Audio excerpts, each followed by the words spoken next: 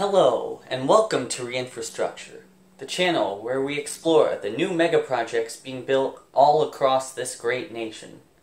Today on Reinfrastructure, we will be talking about the new Salt Lake City International Airport.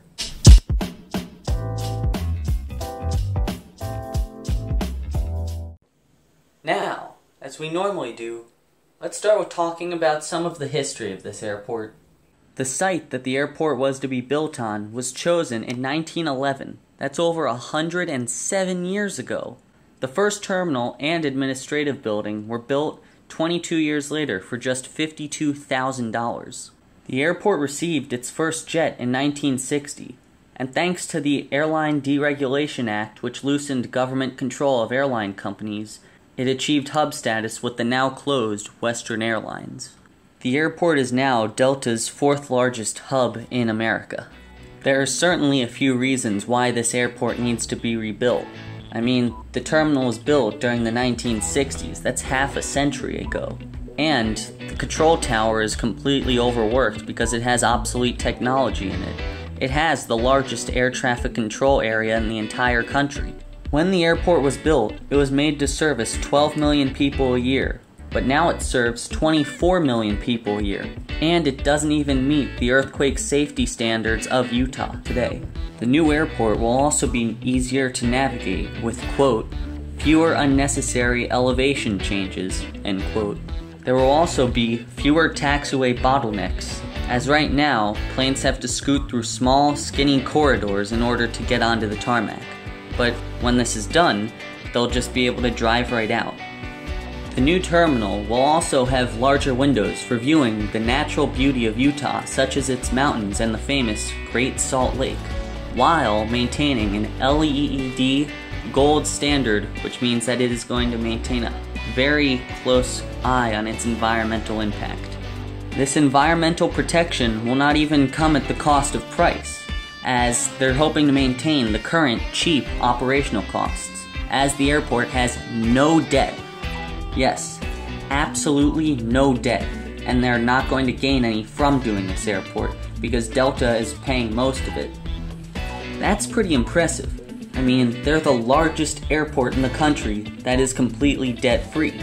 Since the old terminal and the new terminal overlap, they're going to be constructing and deconstructing each terminal piece by piece, while they build the tunnel underneath the airport for the new satellite terminal, with room for expansion further on with more satellite terminals. They're making sure that this airport is very future-proof. The new terminals will add 7 new gates, which will be used by the newer, larger planes which do not fit at the current airport. Added to this is the fact that they will be expanding one of the runways by 3,100 feet, so that then it will be almost 3 miles long at 15,000 feet. The airport will also feature a much larger and nicer Delta Sky Club. The entrance to this airport will feature the classic 2-level design, with the top level being for departures and the bottom for arrivals. The airport will also have a lot more natural lighting compared to the current one, which will save a lot of energy. And the track's light rail system will be upgraded to allow more people to leave their cars at home or downtown to save fuel. The new airport will be 2.6 million square feet. That's over 45 football fields. And the airport won't be left cultureless either, as we'll have 2 new huge art installations, one being the Canyon and another being the Falls. The Canyon will be 362 feet long, and it will look like the Grand Canyon, and it will surround the main corridor with white steel.